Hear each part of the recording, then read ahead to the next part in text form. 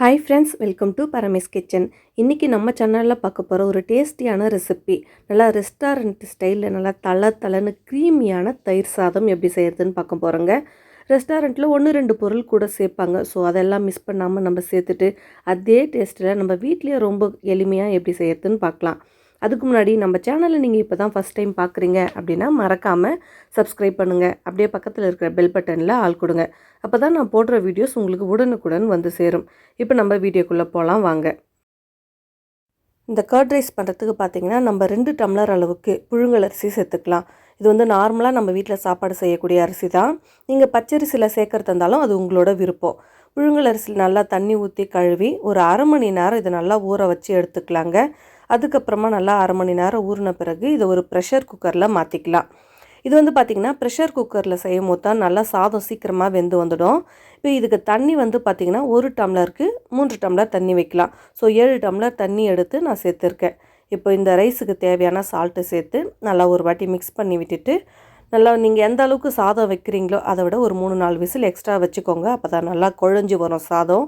நம்ம சேர்த்துருக்கிற தண்ணியே பார்த்திங்கன்னா உங்களுக்கு நல்லா இந்த மாதிரி வற்றி வந்துடும்.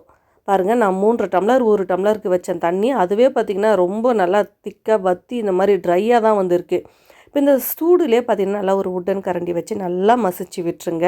நான் வந்து ஒரு 7 விசில் வச்சு எடுத்த சாதம் நல்லா கொலன்னு வெந்துடுச்சு. இதோட பார்த்திங்கன்னா நல்லா ஒரு அரை ஸ்பூன் அளவுக்கு பட்டர் சேர்த்துக்கோங்க. இதை மிஸ் பண்ணாமல் சேர்த்துக்கோங்க. இந்த ரைஸுக்கு பார்த்திங்கன்னா நல்லா ஒரு ஃபுல் டேபிள் ஸ்பூன் பட்டர் சேர்த்தா இன்னுமே நல்லா க்ரீமியாக இருக்கும். ஸோ பட்டர் பர்சனலாக எங்களுக்கு கொஞ்சம் இந்த ஃப்ளேவர் இந்த கர்ட் ரைஸில் செட் ஆகாதுன்றதுனால உங்களுக்கு காட்டுறதுக்காக தான் ஒரு 1/4 டீஸ்பூன் அளவுக்கு சேர்த்தேன். ஸோ இது ஆறிட்டு இருக்கோம். இந்த பக்கம் நம்ம தயிர் தாளிச்சிக்கலாம். 1/2 லிட்டர் தயிர் எடுத்துருக்கேங்க. 1/2 லிட்டர் தயிரில் உப்பு சேர்த்துட்டு நல்லா மிக்ஸ் பண்ணிக்கலாம். அதோட பார்த்திங்கன்னா 1 டம்ளர் தண்ணி சேர்த்துருக்கேன். அங்கே ரைஸ் பார்த்திங்கன்னா நமக்கு கொஞ்சம் ட்ரையாக தான் இருக்கும். ஸோ அதனால் நம்ம இந்த தயிர் தாளிக்கும் போது 1 டம்ளர் தண்ணி சேர்த்து நம்ம தாளிச்சிட்டிங்கன்னா தளன்னு தயிர் சாதம் வரத்துக்கு ரொம்ப ஈஸியாக இருக்கும். இதில் 2 ஸ்பூன் எண்ணெய் சேர்த்துட்டு தாளிப்புக்கு 1/2 ஸ்பூன் கடுகு, அதோட கொஞ்சமாக உளுந்து சேர்த்து பொரி விட்டுக்கலாம். இதில் ஒரு 4-5 வரமிளகாய் சேர்க்கணும். நான் வந்து பார்த்திங்கன்னா மறந்துட்டேன். நீங்கள் மறக்காமல் சேர்த்துக்கோங்க. ஒரு துண்டு இஞ்சி பொடியாக நறுக்குனது, 3-4 பச்சை மிளகாய் பொடியாக நறுக்குனது, அதோட ஃப்ரெஷ்ஷான கருவேப்பிலை, ஒரு 1/2 ஸ்பூன் பெருங்காயம் சேர்த்து மிக்ஸ் பண்ணிவிட்டு அதோட ஸ்டவ் ஆஃப் பண்ணிவிட்டு லாஸ்ட்டாக கொத்தமல்லி சேர்த்துக்கோங்க. இப்போ நம்ம கடைஞ்சி வச்சுருக்கிற இந்த தயிரை இதில் மிக்ஸ் பண்ணிக்கலாம். தண்ணியெல்லாம் உங்கள் விருப்பம் தாங்க. இந்த சாதம் எந்த அளவுக்கு திக்காக இருக்கோ அதுக்கேற்றாப்புல நீங்கள் தண்ணி கொஞ்சம் லூஸாக வச்சுக்கலாம். இப்போ சாதம் ஓரளவுக்கு ஆறின பிறகு நல்லா காய்ச்சி ஆற வச்ச பால் 1 டம்ளர் சேர்த்துருக்கேன். பால் சேர்க்கறதுனால பார்த்திங்கன்னா சாதம் உங்களுக்கு சீக்கிரமே புளிக்காது. தயிர் சாதம் நைட்டு வரைக்கும் காலையில் செய்து நீங்கள் நைட்டு வரைக்கும் வச்சுருந்தா கூட புளிப்பு கொஞ்சம் கூட இருக்காது. அதனால் பால் சேர்த்திங்கன்னா நல்லா ஒரு க்ரீமியான டேஸ்ட்டும் நமக்கு கிடைக்கும். இப்போ நம்ம தாளித்து வச்சுருக்கிற தயிரை சேர்த்து உடனே பார்த்திங்கன்னா அது கட்டி போடும். ஸோ அந்த கட்டிகள்லாம் இல்லாமல் நல்லா உடச்சி மிக்ஸ் பண்ணி விட்டுடுங்க. இந்த மாதிரி கலரும் போது உப்பெல்லாம் நீங்கள் கரெக்டாக இருக்கான்னு செக் பண்ணிங்கன்னா ரொம்ப நல்லாயிருக்கும். பார்த்திங்கன்னா நம்ம நல்லா மிக்ஸ் பண்ணிவிட்டோம். நல்லா க்ரீமியாக இருக்குது.